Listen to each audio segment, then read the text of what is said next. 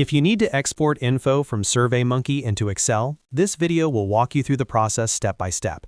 I'll also show you the important limitation you may run into, because depending on your plan, you may need to upgrade before you can export your survey results. If this tutorial helps, make sure to hit like and subscribe for more simple software guides. Let's get into it. First, go to SurveyMonkey in your browser and sign into your account. Use the account that has access to the survey you want to work with. Once you're logged in, open the survey you want to export. This will take you into the survey dashboard where you can manage responses and view your results. From here, look for the Analyze Results tab and click it.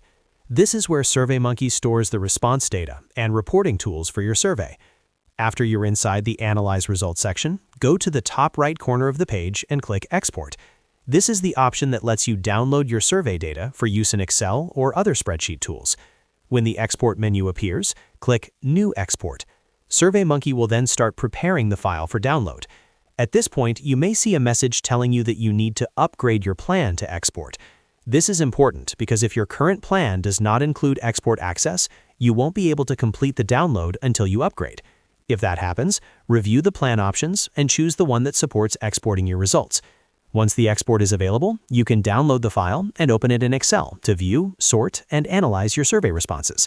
This is a great way to work with your SurveyMonkey data in a more flexible format, especially if you want to create charts, filter responses, or combine the data with other spreadsheets.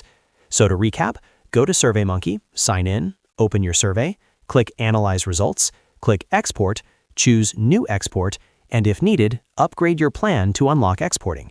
If this video helped you, please hit like, subscribe, and turn on notifications for more easy tutorials just like this one.